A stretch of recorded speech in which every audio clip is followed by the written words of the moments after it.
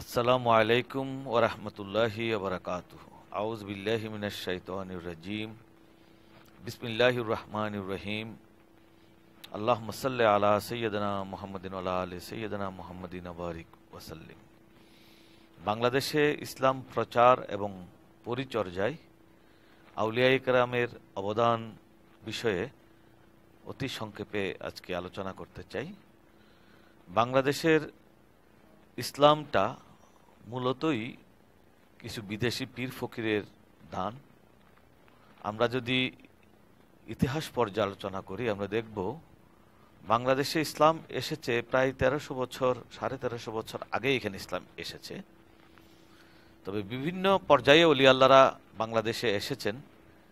এদের এই আগমনের ধারাটাকে প্রথম পর্যায়, দ্বিতীয় পর্যায়, তৃতীয় পর্যায় এইভাবেই মূলত গবেষকরা আলোচনা করেছেন। প্রথম পর্যায় ধরা হয় বখতিয়ার খিলজির বঙ্গবিজয়ের আগে যে সমস্ত আউলিয়া পীর দরবেশরা এদেশে এসে একদম বিপদসংকুল প্রতিকূল অবস্থায় ইসলাম প্রচার করেছিলেন তাদেরকে প্রথম পর্যায়ের ওলি আল্লাহ হিসেবে, ইসলাম প্রচারক হিসেবে ধরা হয়। এবং বখতিয়ার খিলজির বঙ্গবিজয়ের পর অনেকটা ওই 100, 150, 200 বছর পর্যন্ত যারা পরবর্তী সময় ইসলাম প্রচার করেছেন তাদেরকে দ্বিতীয় পর্যায়ের ওলি আল্লাহ বলা হয়। এবং এর পরের পর্যায়ে যারা এসে ইসলামের প্রচার প্রসার চালিয়েছেন, ইসলামের শিক্ষা দীক্ষা এখানে পৌঁছিয়েছেন, তাদেরকে তৃতীয় পর্যায়ের ওলি আল্লাহ হিসেবে ধরা হয়।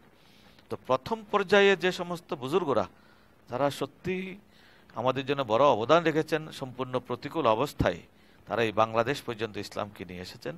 বাংলাদেশে ইসলাম এসেছে দুইটি রাস্তায়, একটি হচ্ছে সমুদ্র পথে, নদী পথে, আরেকটি হচ্ছে স্থলপথে। সমুদ্র পথে আরব থেকে এবং বিভিন্ন দেশ থেকে মূলত ইসলাম প্রচারক আউলিয়া একরাম এখানে এসেছেন। এখানে একটি কথা বলে রাখা দরকার যে তখন এটা হিন্দুস্তানের অংশ হিসেবেই ছিল, যেটা 1971-এর পর বাংলাদেশ নামকরণ করা হয়েছে। তো হিন্দুস্তান বিজয়ের ব্যাপারে রাসূল পাক সাল্লাল্লাহু আলাইহি ওয়াসাল্লাম ভবিষ্যৎবাণী করেছেন, সুসংবাদ দান করেছেন। সে কারণেই অনেকে এই হিন্দুস্তানে ইসলাম প্রচারের ব্যাপারে যথেষ্ট আগ্রহী ছিলেন সেই নবীর যুগ থেকে। এবং পর্যায়ক্রমে সমগ্র ভারতবর্ষে ইসলাম প্রচারের ক্ষেত্রে সেই ধারাবাহিকতা রক্ষা করে আউলিয়া একরাম এখানে এসেছিলেন। তো বাংলাদেশের প্রাচীনকালে যারা প্রথম পর্যায়ে যারা ইসলাম প্রচার করেছেন এদের মধ্যে যাদের ভূমিকা সবচেয়ে বেশি গুরুত্বপূর্ণ হিসেবে ধরা হয় যে কয়েকজন, এদের মধ্যে আছে সৈয়দ শাহ সুলতান বলখি মাহি সাওয়ার, যিনি আজ থেকে প্রায় 1000 বছর আগে এই বাংলাদেশে এসেছিলেন। তিনি মূলত বল্ক রাজ্যের বাদশাহ ছিলেন। একসময় তার বাদশাহী জীবন তার আর পছন্দ হয়নি। তিনি কোনো এক আল্লাহর ওলির কাছে গিয়ে বয়াত হন, মুরিদ হন এবং ইসলাম প্রচারের জন্য তার পীরের নির্দেশে এই চট্টগ্রাম আসেন। প্রথমত তিনি আসবার সময় মূলত মাছের উপর সাওয়ার হয়ে একটা মাছকে বাহন করে তিনি বঙ্গোপসাগর পাড়ি দিয়েছিলেন বলেই তাকে মাহি সাওয়ার বলা হয়। তিনি প্রথমত সন্দ্বীপে ইসলাম প্রচার করেছিলেন। সন্দ্বীপ থেকে তিনি খবর পেয়ে ঢাকায় চলে আসেন। ঢাকা থেকে পরবর্তীতে তিনি মহাস্থানগড় বগুড়াতে গিয়ে সর্বশেষ সেখানে ইসলাম প্রচার করেন এবং বর্তমানে বগুড়াতেই তার সর্বশেষ দাফন হয়, সেখানে তার মাজার শরীফ রয়েছে। সে বগুড়াতে যাওয়ার আগেই তিনি যে সমস্ত জায়গায় গিয়েছেন সেখানে তার ইসলাম প্রচার সম্পর্কে অনেক কিংবদন্তি রয়েছে, অনেক অলৌকিক ঘটনাবলী রয়েছে। বিশেষ করে তার এমন অলৌকিক পাওয়ার ছিল যে তিনি যেমন মহাস্থানগড়ে গিয়েও তিনি শুধু বলেছিলেন যে আমার একটু জায়নামাজ বিছানোর জায়গা দাও। তৎকালীন সময় সেখানকার শাসক তার আগের কর্মকাণ্ড সম্পর্কে জেনেছিলেন যে তিনি যেখানে যেতেন আজান, এর আগে আজান দিয়েছিলেন, এর মধ্যেই অনেক মন্দির ভেঙে চুরমার হয়ে গিয়েছিল। সন্দ্বীপও একই অবস্থা হয়েছিল, ঢাকার এলাকায়ও সেরকম অবস্থা হয়েছিল, যে কারণে মহাস্থানগড়ের শাসক তাকে আর বাধা না দিয়ে একটা জায়নামাজ বিছানোর জন্য অনুমতি দিয়েছিলেন। কি আল্লাহর মেহেরবানি যে সেই জায়নামাজ বেছানোর সাথে সাথে সমগ্র রাজধানী বলতে সেই সময় রাজধানী মূলত মহাস্থানগড়, তখন বৌদ্ধদের পীঠস্থান ছিল, যদিও বা তখন শাসক ছিল ব্রাহ্মণ্যবাদীরা, তারা মূলত বৌদ্ধদের উপর অত্যাচার করত। এমন সময়ে হযরত শাহ সুলতান বলখি মাহি সাওয়ার সে মহাস্থানগড়ে গিয়ে তার জায়নামাজ বিছিয়ে সমগ্র মহাস্থানগড় তার জায়নামাজের জায়গা হয়ে গিয়েছিল। যা হোক, এইভাবে তাদের এক একটা অলৌকিক কর্মকাণ্ড, বিশেষ করে তাদের ব্যক্তিগত জীবনাচারে ইসলাম এমনভাবে প্রতিষ্ঠিত ছিল যে তারা মুখে যা বলতেন প্র্যাকটিক্যালি তার চেয়েও বেশি মুসলমান ছিলেন। তাদের মধ্যে সত্যিকার অর্থে সাম্য ছিল, তাদের মধ্যে আদর্শ ছিল, মহানুভবতা ছিল, উদারতা ছিল, মানুষের প্রতি যে ভালোবাসা ছিল, মানুষের সেবা করবার যে মানসিকতা ছিল, সেই কারণে সে সময়ের স্থানীয় হিন্দু বৌদ্ধরা দলে দলে তাদের হাতে মুসলমান হয়েছিলেন। এবং তারপরে আরও যে একজন আসছেন তিনি সৈয়দ সুলতান রুমি নামে পরিচিত। তিনি এসেছিলেন ময়মনসিংহের নেত্রকোনায়, এবং তার সাথে আরও অনেক বুজুর্গরা ময়মনসিংহে এসেছিলেন। বিশেষ করে সেই সময়ে যে নামটি বাংলাদেশের ইসলামের ইতিহাসে সবচেয়ে বেশি বিখ্যাত হয়ে আছে, বই পুস্তকও যে নামটি বারবার আলোচিত হয়েছে, অর্থাৎ প্রথম পর্যায়ের ইসলাম প্রচারকদের মধ্যে যিনি সবচেয়ে প্রভাবশালী ইসলাম প্রচারক ছিলেন, তিনি ছিলেন বাবা আদম শহীদ। যিনি বাবা আদম শহীদের মাজার শরীফ বর্তমানে বিক্রমপুরে রয়েছে। তিনি, তার সম্পর্কে যতটুকু জানা যায়, তিনি 1142 সালে সর্বপ্রথম এই চট্টগ্রামে এসেছিলেন। এখান থেকে তিনি ইসলাম প্রচার করতে করতে ঢাকা, এবং সেখান থেকে তিনি একসময় বগুড়াতে গিয়েছিলেন, রংপুরের দিকে গিয়েছিলেন, উত্তরবঙ্গে বিভিন্ন জায়গায় ইসলাম প্রচার করেছিলেন। যেমন সেখানে আদমদিঘি রয়েছে উত্তরবঙ্গে, সে আদমদিঘি মূলত এই বাবা আদমের নামের স্মৃতি এখনো বহন করে যাচ্ছে উত্তরবঙ্গে। এরপরে কিন্তু তিনি বিক্রমপুরে আবার চলে আসেন, কারণ বিক্রমপুরে তখন বল্লাল সেন অত্যাচারী ছিলেন, এবং তার কারণে যারা সামান্য মুসলমান ছিল কম, তাদের উপরও তিনি আক্রমণ করেছিলেন, নানাভাবে কষ্ট দিচ্ছিলেন দরবেশদের উপর, এবং অন্যান্য বৌদ্ধ ধর্মের অনুসারীরাও নানাভাবে নির্যাতিত হচ্ছিল। এ খবর পেয়ে বাবা আদম তার সাথে যারা ছিলেন সে সমস্ত শাগরেদদেরকে নিয়ে তিনি চলে এসেছিলেন বিক্রমপুরে। এবং বিক্রমপুরে তিনি মূলত খানকা শরীফ প্রতিষ্ঠা করেছিলেন। যে খানকা শরীফকে বলা যায়, এই খানকা শরীফটা ছিল মূলত খানকায়ে কাদেরিয়া। এবং এ কথা আমরা বলতে পারি, বাংলাদেশে মুসলমানদের বিজয়, বখতিয়ার খিলজির বঙ্গ বিজয় 1203 সালে, তারও আগে এই বাংলাদেশের বিক্রমপুরে খানকা শরীফ, বিশেষ করে খানকায়ে কাদেরিয়া প্রতিষ্ঠিত হয়েছিল বাবা আদম শহীদের মাধ্যমে। এবং বাবা আদম শহীদের আরও যেটা পরিচিতি, তিনি মূলত বড় পীর শেখ গৌসুল আজম আব্দুল কাদের জিলানী রাদিয়াল্লাহু তাআলা আনহুর মুরিদ ছিলেন, তার ছাত্র ছিলেন, তার খলিফা ছিলেন, এবং গৌসে পাকের এই নির্দেশে তিনি মূলত এই বাংলাদেশে ইসলাম প্রচারের জন্য এসেছিলেন।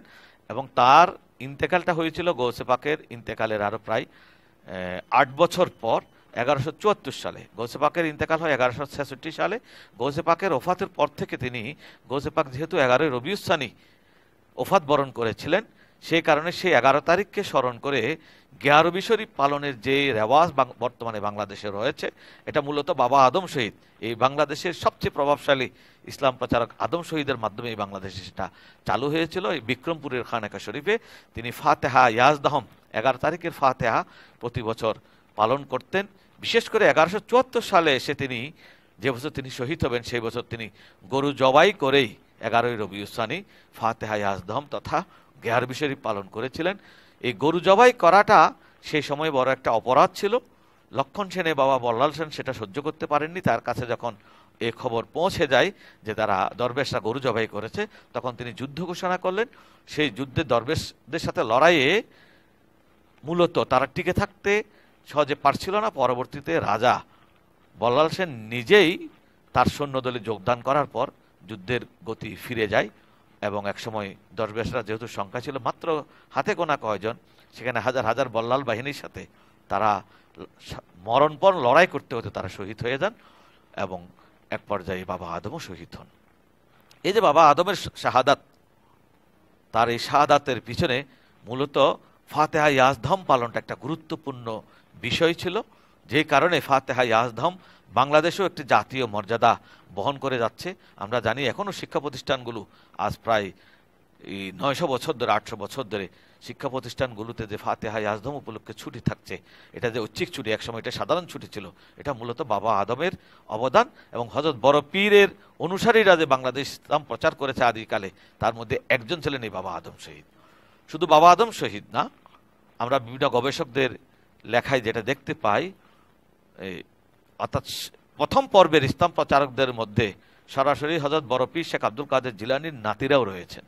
তার মধ্যে উত্তরবঙ্গে বিশেষ করে রাজশাহীতে পদ্মা নদীর পারে যে মাজার শরীফটি রয়েছে হযরত শাহ মখদুম রহমতুল্লাহ আলাই, আমরা জানি যে শাহ মখদুমের বাবার নাম সৈয়দ আজাল্লা শাহ, আর সৈয়দ আজাল্লা শাহর বাবার নাম সৈয়দ আব্দুল কাদের জিলানী রাদিয়াল্লাহু তাআলা আনহু। আজাল্লা শাহ মূলত দিল্লিতে ইসলাম প্রচারের জন্য এসেছিলেন এবং দিল্লির তৎকালীন বাদশাহ ফিরোজ শাহ তারই মুরিদ ছিলেন এবং ফিরোজ শাহর তত্ত্বাবধানে তিনি দিল্লি থেকে ইসলাম প্রচার, দিল্লিতে সেই সময়েও ইসলাম প্রচার করেছিলেন। এবং পরবর্তীতে এই আজাল্লা শাহর সন্তানদের মধ্যে সৈয়দ আব্দুল কুদ্দুস ওরফে শাহ মখদুম এবং সৈয়দ আহমদ তানুরি সহ বিশাল একটি দল ইসলাম প্রচারের জন্য তারা প্রথমে চট্টগ্রামে আসেন। চট্টগ্রাম থেকে হযরত সৈয়দ আব্দুল কুদ্দুস শাহ মখদুম তার ভাইদেরকে নিয়ে, এবং তার একজন বোনও ছিল, তার এক ভাই হচ্ছে সৈয়দ আহমদ তনুরি, বোনের নাম মজ্জুবা বেগম, এবং দলবল নিয়ে তারা প্রথমত নোয়াখালীর দিকে চলে যান ইসলাম প্রচারের জন্য। বর্তমানে লক্ষ্মীপুরে যে মিরান শাহ বা সৈয়দ আহমদ তানুরি কাঞ্চননগরে যার মাজার শরীফ রয়েছে, তিনি হচ্ছেন শাহ মখদুমের ভাই সৈয়দ আহমদ তানুরি বা মিরান শাহ। ওখানেই তারা আস্তানা গেড়ে সেখানে নোয়াখালীতে, বৃহত্তর নোয়াখালীতে ইসলাম প্রচার করেন। শুধু নোয়াখালীতে না, যে আমরা জানি বৃহৎ কুমিল্লার একটি উপজেলার নাম শাহরাস্তি, শাহরাস্তিও এই দলের, শাহরাস্তি একজন ওলির নাম, শাহরাস্তি রহমতুল্লাহ আলাই, তার নামেই শাহরাস্তি হয়েছে। তিনিও ছিলেন গৌসে পাকের নাতির এই দলেরই ইসলাম প্রচারক, এবং শাহরাস্তিকেও গৌসে পাকের বংশধর বলে গবেষকরা মনে করেন। এবং আরেকজন শাহ মোহাম্মদ বাগদাদি, যিনি কুমিল্লার শাহতলী রেল স্টেশনের পাশেই যিনি শায়িত আছেন, তিনিও এই দলেরই মূলত ইসলাম প্রচারক ছিলেন। এরা সবাই হুজুর গৌসুল আজম আব্দুল কাদের জিলানী রহমতুল্লাহ আলাইহির অনুসারী মুরিদ ভক্ত ছিলেন। গৌসে পাকের নির্দেশে তারা ইসলাম প্রচারের জন্য বাংলাদেশের এই চট্টগ্রাম, নোয়াখালী, কুমিল্লা বিভিন্ন জায়গায় তারা ইসলাম প্রচার করেন। এখান থেকে হযরত শাহ মখদুম সৈয়দ আব্দুল কুদ্দুস তিনি পরবর্তীতে পদ্মা নদীর পাড়ে গিয়ে উপস্থিত হন, কারণ সেখানকার যে রাজা ছিলেন তিনি বড় বেশি অত্যাচারী ছিলেন।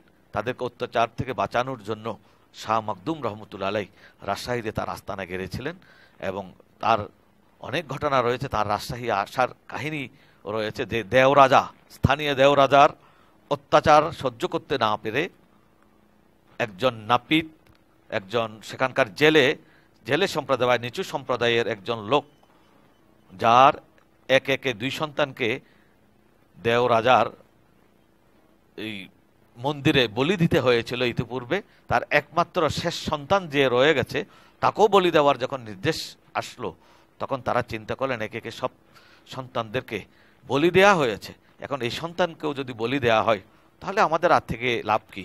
তখন তারা যখন পদ্মা নদীতে আত্মাহুতি দেওয়ার জন্য স্বামী স্ত্রী সিদ্ধান্ত নিয়ে ঝাঁপ দিতে গেলেন, তখন দেখলেন পদ্মা নদীর উপর দিয়ে একটা জায়নামাজে করে অথবা একটা কুমিরের পিঠে চড়ে হযরত শাহ মখদুম রহমতুল্লাহ আলাই পদ্মা পাড়ি দিয়ে তাদেরকে হাত দেখিয়ে বলছিলেন যে তোমরা আত্মাহুতি দিও না, আত্মহত্যা করা ভালো নয়, আমি আসছি তোমাদের সমস্যা সমাধানের জন্য।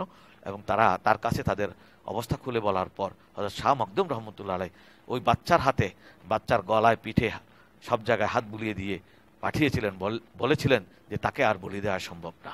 এবং ঠিকই পরের দিন প্রত্যুষে যখন বলি দেওয়ার জন্য এই সন্তানকে নিয়ে যাওয়া হয়, তাকে বলি দেওয়ার জন্য অনেক চেষ্টা করবার পরও তাকে বলি দেওয়া সম্ভব হয়নি। পরবর্তীতে দেওরাজারা তাকে ছেড়ে দিয়েছিল। এই খবর যখন নিচু বংশের হিন্দুদের মধ্যে ছড়িয়ে পড়ে, তারা দলে দলে সবাই মুসলমান হওয়া আরম্ভ করে। এইভাবেই দেওরাজার তখ্ত উল্টে যায় এবং হযরত শাহ মখদুমের রাজত্ব সমগ্র উত্তরবঙ্গে বিশেষ করে পদ্মা নদীর পারে কায়েম হয়। এবং শাহ মখদুমের নামে আরেকজন মখদুম শাহ দৌলা শহীদ, তিনিও উত্তরবঙ্গে শাহজাদপুরে যিনি শায়িত আছেন, সিরাজগঞ্জ জেলার পাবনা সহ বিশাল অঞ্চলে তিনি ইসলাম প্রচার করেছিলেন। তার সাথে সেই সময়ে হযরত শাহ জালালউদ্দিন রুমি রহমতুল্লাহ আলাই, যিনি ওস্তাদ এবং পীর ছিলেন, শামসুদ্দিন তাবরিজি, তিনিও কিন্তু সেই সময়ে এখানে সফর করেছিলেন বলে জানা যায়। এমনকি বাংলাদেশে অনেক বুজুর্গরা এসেছেন, এসে চলেও গেছেন, যেমন হযরত বাইজিদ বুস্তামি রহমতুল্লাহ আলাইহ চট্টগ্রামে এসেছিলেন 1200 বছর আগে। যারা থেকে গেছেন এদের মধ্যে এই শাহ মখদুম রহমতুল্লাহ আলাইহ এবং সৈয়দ নাসিরউদ্দিন নেকমর, যিনি ঠাকুরগাঁও ইসলাম প্রচার করেছিলেন।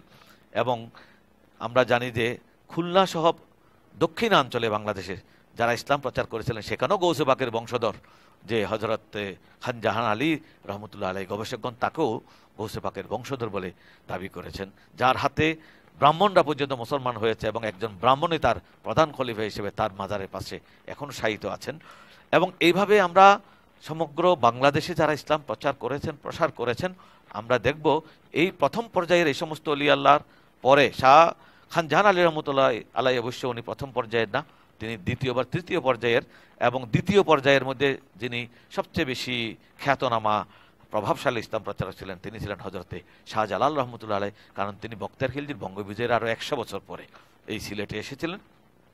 এবং হযরত শাহজালাল ছাড়াও আমরা চট্টগ্রামে একই সময়ে আমরা যাদেরকে ইসলাম প্রচারক হিসেবে দেখতে পাই আজ থেকে 700 বছর আগে, আল্লামা বদর বা শাহ বদর আউলিয়া হিসাবে আমরা যাকে জানি, যার নামে বদর পাতি রয়েছে এবং চেরাগি পাহাড় যার স্মৃতি এখনো বহন করে যাচ্ছে। এক সময় এখানে দেও, পরি, বহুত জিন এবং দস্যুদের বড় উৎপাত ছিল। তিনি সেই সময়ে যে পাহাড়ের উপর তার চাটি বা চেরাগ জ্বালিয়ে এই সমস্ত অশুভ শক্তিকে বিদায় করেছিলেন, এখান থেকে পালাইয়ে যেতে বাধ্য করেছিলেন। সেই পাহাড়টার নাম এখনও চেরাগি পাহাড়, যেখানে তিনি চেরাগ জ্বালিয়েছেন।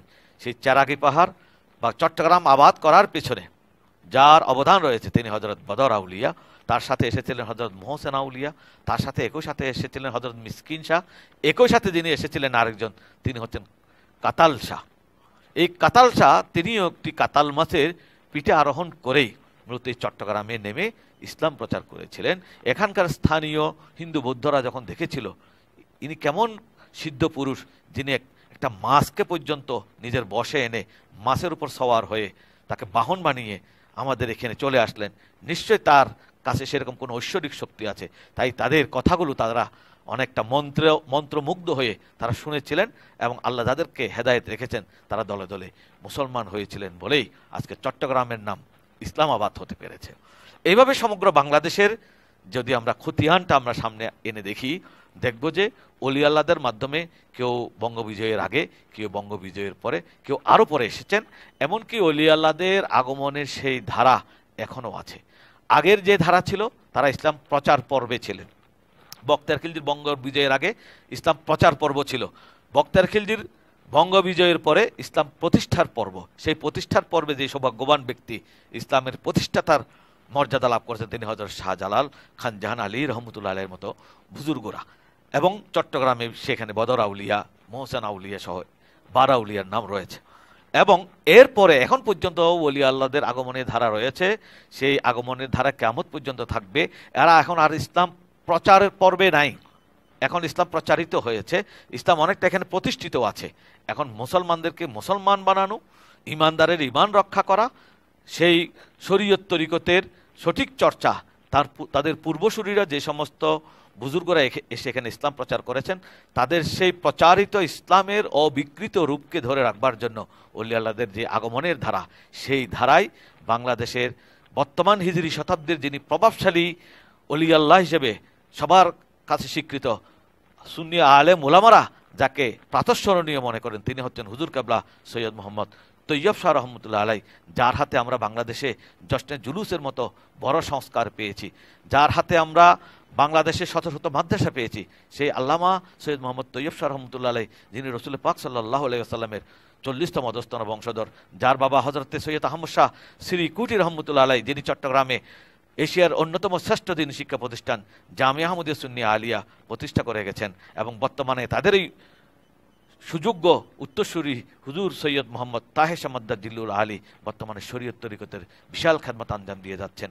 ওনারা ছাড়াও যেমন হজরত গৌসুল আজম আহমদুল্লাহ শাহ মাঝি ভান্ডারী, তারাও তাদের পূর্বপুরুষরাও বাইরে থেকে এসেছেন, তারাও ইসলামকে পরিচর্যা করছেন। আগের যারা ইসলাম প্রচার করেছেন তাদের পরিচর্যার কাজ তারা পালন করছেন এবং যারা এইভাবে এসেছেন এরা সবাই মূলত একটি কথাই মানুষের সামনে তুলে ধরেছেন, সেটা হচ্ছে ইসলামের সাম্য, উদারতা ইসলামের মৌলিক বাণী, বিশেষ করে আহলে সুন্নাত ওয়াল জামাত, হানাফি মাযহাব, এটাই তারা প্রচার করেছেন। আমরা জানি হযরত বড় পীর শেখ আব্দুল কাদের জিলানী তিনিও মাযহাব মানতেন, এবং ভারতের ইসলামের প্রধান প্রতিষ্ঠাতা হিসেবে যাকে ধরা হয় খাজা মঈনুদ্দিন চিশতি, তার খলিফা পরম্পরায় ওনারা সবাই হানাফি মযহাবের অনুসারী ছিলেন। যে কারণে বাংলাদেশের অধিকাংশ মানুষ, ভারত উপমহাদেশের অধিকাংশ মানুষ হানাফি মযহাবভুক্ত হয়েছে। এটাই ইসলামের আসল পরিচয়, এটাই ইসলামের আদি পরিচয়, এটাই মূল পরিচয়। এই মূল পরিচয় সংরক্ষণের জন্যই ওলি আল্লাহদের ধারা কিয়ামত পর্যন্ত অব্যাহত থাকবে। ওয়া আখির দাওয়ানা আনিল হামদুলিল্লাহি রাব্বিল আলামিন।